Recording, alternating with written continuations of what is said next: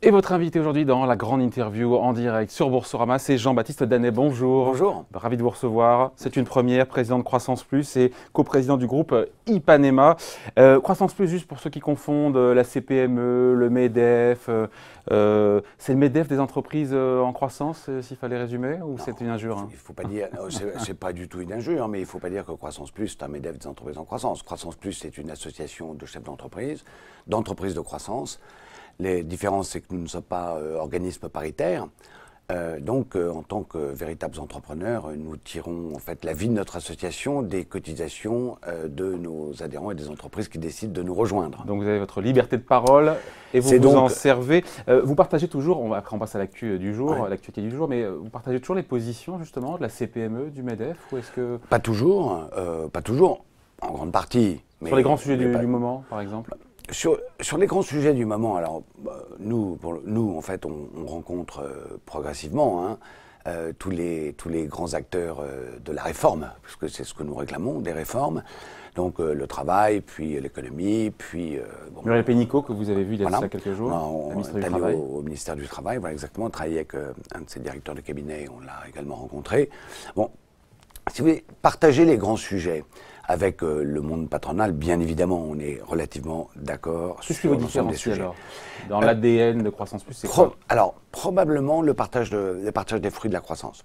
C'est-à-dire que pour adhérer à Croissance Plus, pour être membre de Croissance Plus, il faut pouvoir démontrer qu'il y a, au-delà de ce qui est recommandé ou au-delà des minimums légaux, partager les fruits de la croissance. C'est-à-dire que nous défendons... C'est la participation des salariés au capital, au-delà, mais voilà, exactement. C'est tout ce que sont en fait les actions gratuites, les BSPCE, et donner l'opportunité aux salariés d'être partie intégrante au capital de l'entreprise, ou en tout cas qu'on leur donne ce sentiment que l'entreprise est l'endroit où on réconcilie en fait deux mondes, qui sont le monde de l'entrepreneur et le monde des collaborateurs et le monde des salariés.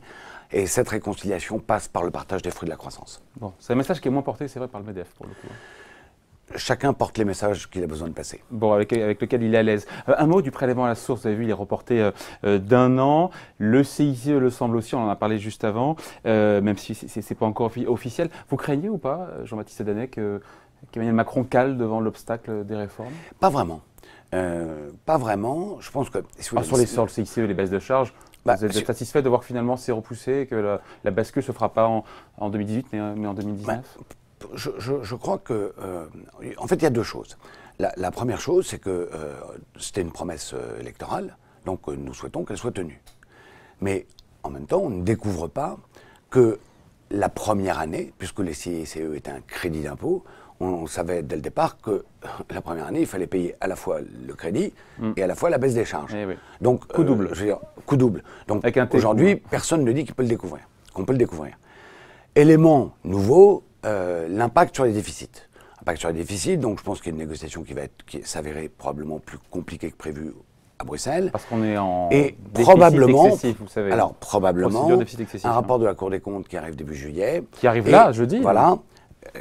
Et qui devrait annoncer ou émettre, en tout cas, des chiffres qui sont moins bons que prévus. Bon. Ouais. Et donc, peut-être que le gouvernement va être un peu gêné aux entournures. Moi, si vous voulez, nous, on n'est pas du tout dans une posture aujourd'hui, dans une position où on pense que les réformes, qu'on va caler sur les réformes. On est assez confiant sur le fait que ces réformes vont avoir lieu. Confiant, même si vous assistez à des reports. C'est pas un mauvais signal. Pour le moment, on n'a pas encore la décision. Oui. Non, on n'a pas la décision, c'est vrai. On n'a pas la décision du report et on n'a pas les conditions du report s'il y avait report. Donc, vous savez, on ne va pas nous hurler avant d'avoir les faits sous les yeux. Sur le prélèvement à la source, pardon, je vous coupe, sur le prélèvement à la source. Non, mais sur le prélèvement vous êtes content. Vous êtes content que ce soit reporté d'1 an. Le prélèvement à la source, comme d'autres réformes dont nous souhaitons qu'elles soient totalement repensées, type le compte pénibilité. En fait, le prélèvement à la source était une réforme à la va-vite. Nous ne disons pas que c'est une mauvaise réforme ou une mauvaise solution, nous disons qu'elle a été faite trop rapidement et pas réfléchie. Et nous, on se méfie beaucoup, on craint beaucoup toutes ces réformes qui, en fait, contraignent l'entreprise à gérer des problèmes qui ne sont pas directement de son ressort. Deuxièmement, qu'elle y soit mal préparée parce que ça a été fait en manque de préparation et trop rapidement. On se retrouve directement dans un dos à dos entre le chef d'entreprise et les collaborateurs ou les salariés, qui sont, eux, les victimes de cette réforme mal ficelée. Donc, bien évidemment, nous sommes très contents que ce soit reporté. Ouais, et puis un coût administratif, je veux dire... En plus, l'entreprise va supporter les coûts, les coûts de cette réforme directement, sachant qu'en plus, il y avait peu de temps pour s'y préparer et peu de temps pour le réaliser. Bon, sur la question de la bascule et de la transformation du CICE en baisse de charge, on dit que le MEDEF est plutôt satisfait justement de ce report d'un an, puisque la bascule pourrait coûter aux entreprises 3 à 4 milliards d'euros. Est-ce que c'est votre avis aussi? Mais c'est pareil, je ne peux pas contester le chiffre, puisque comptablement c'est vrai. Cependant, j'ai envie de dire que c'est une fois de plus quelque chose qu'on ne découvre pas. Et on ne le découvre pas. Le CICE, c'était un crédit d'impôt. À l'époque, nous avions tous dit, oui, le CICE, c'est une bonne idée. Cependant, restons quand même très objectifs. Le CICE, c'était rendre à crédit ce que les entreprises avaient payé au comptant. Exactement. Bon. Donc, on nous rend ce crédit et dans le même temps, on répond à la demande des entreprises qui est de dire baisser les charges de manière directe, ça simplifie la vie de tout le monde, c'est beaucoup plus lisible pas que pour les entreprises françaises, mais n'oublions pas que c'est beaucoup plus lisible pour les investisseurs étrangers qui voudraient s'installer en France. C'est-à-dire qu'il y a des charges qui vont être de manière directe, beaucoup plus lisible pour l'ensemble des intervenants économiques. Donc on ne va pas découvrir aujourd'hui que la première année, ça a un impact. Donc moi je ne suis pas tout à fait d'accord avec cette position qui consiste à dire finalement la première année, ça pourrait contraindre, etc. Non, je crois qu'on l'a demandé. Si ça se met en place, on le prend. Deuxièmement, n'oublions pas, peut-être qu'effectivement il y aura un impact sur l'IS, mais n'oublions pas quand même que rentabilité, enfin sur les marges des entreprises, c'est extrêmement important. Sur la trésorerie, c'est extrêmement important également, en amont, vous voyez. Donc le coût du travail va baisser. Vous regrettez ce report d'un an, vous le regrettez. Mais évidemment, bien sûr qu'on regrette ce report d'un an. S'il a lieu, on le regrette. Ça a été, une fois de plus, ça a été une promesse électorale. Il y a eu une élection là-dessus. Et personne ne peut dire aujourd'hui qu'il découvre la problématique de la première année de CICE. Alors un mot, sinon je voulais vous faire réagir, puisque c'est dans le débat, la barémisation des indemnités au prud'homme. Il y a eu cette enquête qui est sortie il y a quelques jours de l'INSEE, qui a sondé 10 000 chefs d'entreprise en leur demandant quels étaient les freins à l'embauche, notamment en CDD et en CDI. Oui. Et bien le Code du travail arrive, pas en une, pas en deux, pas en trois, en 4e position, derrière le carnet de commandes, le coût du travail, la formation, enfin la qualité, la main-d'œuvre, la qualification de la main-d'œuvre. C'est vraiment le Code du travail qui est le problème numéro 1 aujourd'hui des patrons. C'est pas ce qui ressort de cette enquête qui est liée, encore une fois, à un sondage sur le terrain de 10 000 patrons. Mais il y a deux réponses à vous faire. D'abord, je pense que c'est la question qui a été mal posée. Donc, bien évidemment, bah oui, si on pose la question en disant... Quand on répond mal, c'est que la question est mal posée, c'est ça? Non, mais si on pose la question, quel est le premier frein? Est-ce que c'est le coût du travail ou est-ce que c'est le Code du travail? Un chef d'entreprise va répondre le coût du travail. Bon. Il n'empêche. Ça arrive en 4e position. Oui, mais il y a un cercle vertueux à tout ça. Il faut bien le comprendre. Le coût du travail et le Code du travail, il y a des impacts corrélés. On parle à peu près de la même chose. Les indemnités prud'homales, on l'affecte au Code du travail. Mais ce n'est pas que le Code du travail. Les indemnités prud'homales, c'est le coût du travail. C'est un coût caché. C'est le loto, c'est la loterie nationale, l'indemnité prud'homale. Une entreprise, aujourd'hui, ne sait pas, pendant 12 à 24 mois, de combien l'amende va être, amende qu'elle ne mérite pas forcément. Donc, coût juridique, coût de l'amende, devoir provisionner dans les comptes, impact direct sur le compte de résultat, et c'est pas que le Code du travail. Ça peut parfois vraiment mettre en péril. Ça peut mettre en péril l'entreprise, vraiment. Bien évidemment, mais bien évidemment. Et d'ailleurs, ce que nous demandons, et c'était notre discussion au ministère du Travail l'autre jour, de dire le plafonnement est quelque chose que nous souhaitons réellement, et ce plafonnement, il faut qu'il soit extrêmement précis, mais surtout, parlons du plancher. Parlons du plancher. Le plancher, pour nous, doit être, et uniquement être, l'indemnité légale. Aujourd'hui, c'est le juge. Ce sont les juges prud'homaux qui décident. L'appréciation du juge, elle doit s'inscrire entre le Code du travail, indemnité légale, et le plafond. Deuxièmement, une prérogative peut-être supplémentaire que nous pourrions accorder au juge, en tout cas que nous souhaiterions, c'est de dire le juge, avant de rendre sa décision, devrait regarder avec précision la santé de l'entreprise. Il n'est pas question de considérer... Pour mesurer effectivement la capacité de l'entreprise à honorer cette amende, c'est ça, hein. Et surtout, au fait que 2 ou 3 condamnations prud'homales ou amendes prud'homales ne mettent pas l'entreprise au tapis. Ouais. Mais ça arrive. Vous savez, nous, on voit assez fréquemment, pour des cas identiques dans la même entreprise, on voit des condamnations prud'homales qui vont de 1 à 4 selon le département.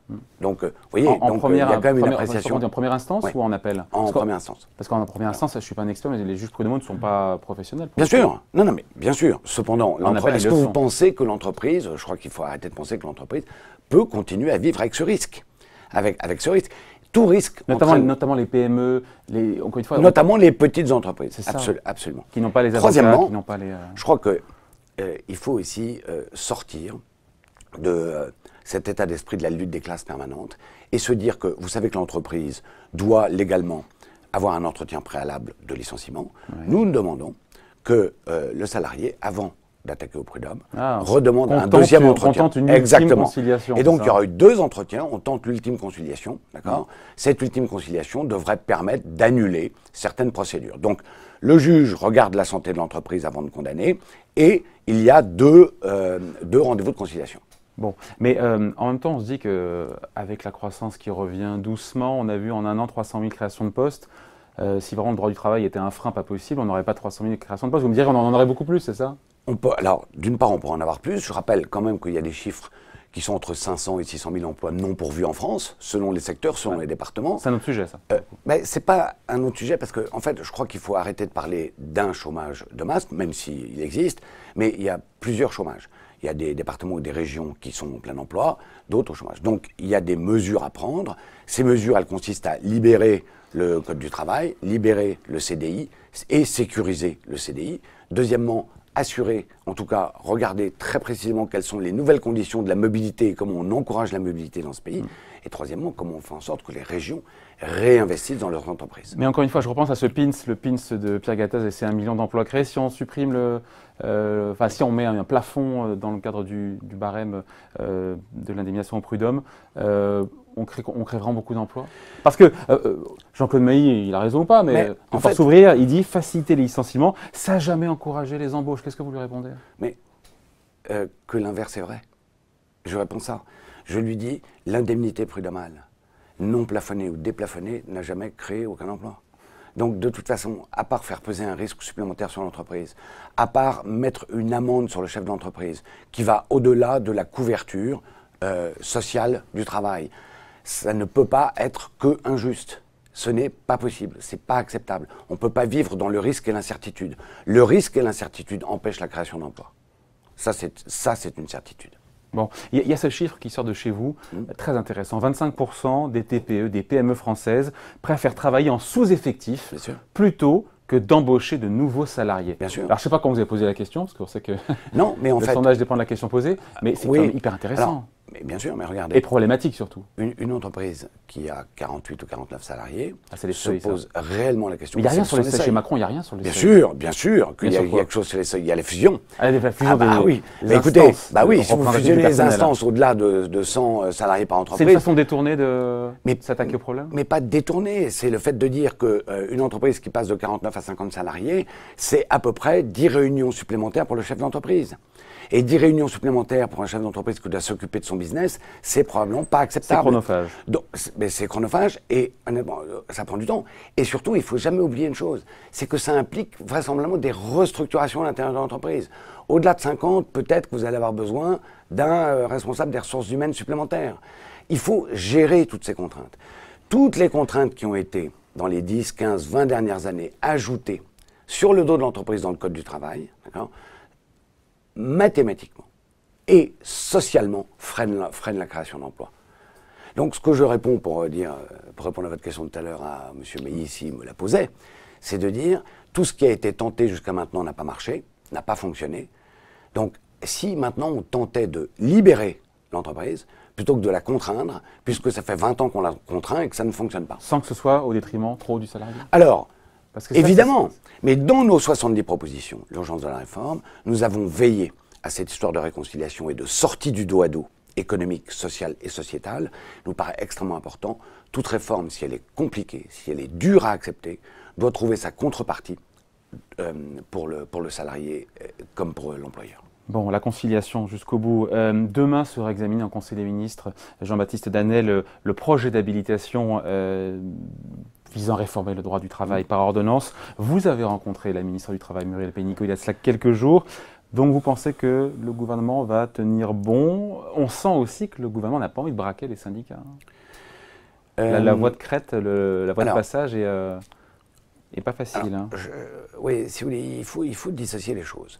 Je veux dire, une grosse réforme du travail, une réforme conséquente du travail, dont je rappelle qu'elle a été énoncée très clairement pendant la campagne, donc personne ne peut être surpris, hein, de toute façon, braquera les syndicats. Donc de toute façon, les syndicats sont dans leur rôle et dans leur posture d'être braqués.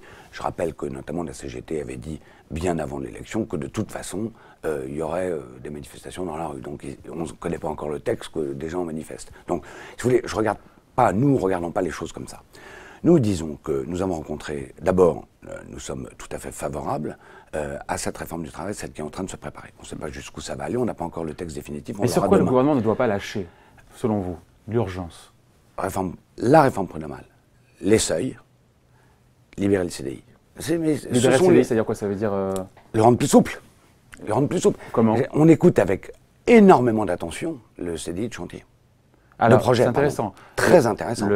Nous plaidons pour un CDI qu'on appelle agile, en fait, qui permet en fait de rendre les salariés ou les gens qui n'ont pas d'emploi beaucoup plus entreprenants et entrepreneurs, c'est-à-dire d'être en posture d'aller proposer de la création d'emplois sur en fait des clauses de rupture précausées pour signer un contrat qui serait un CDI à durée d'été. C'est ce que veut le MEDEF là pour le coup. C'est le fait de prévoir à l'avance les motifs de séparation. Mais avec là, le parallèle fait que exactement. Et si ces motifs sont clairement énoncés et lisibles et mesurables et quantifiables, ça n'ira pas devant le juge.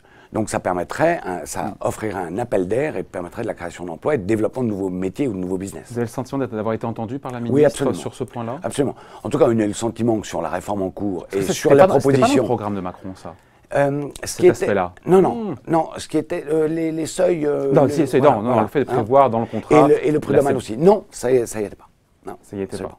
Mais donc, si vous voulez, obligatoirement, après la discussion qu'on a eue sur nos propositions, il y a une quinzaine de propositions sur le social et l'emploi dans nos propositions, dans notre urgence de la réforme, on a eu, oui, l'impression d'avoir été entendu, je ne sais pas si c'est le bon mot, mais en tout cas, c'est un très bon dialogue, très pragmatique et très tourné vers la vie et les problématiques de l'entreprise. Donc votre sentiment au travers des échanges que vous avez eus, c'est que le gouvernement, en tout cas la ministre du Travail, ne calera pas devant cette réforme et a priori sur les indemnités prud'homales, sur les instances représentatives du personnel, sur les seuils? Alors, nous espérons que la réforme passera jusqu'au bout. Je vous redis que ce sur quoi nous avons énormément insisté, c'est sur le plancher. Et que ce plancher soit dans l'indemnité légale de licenciement, pas au-dessus. Et ben voilà, on a compris. Merci à vous. Jean-Baptiste Danet était donc votre invité en direct sur Boursorama, le président de Croissance Plus. Merci. Merci.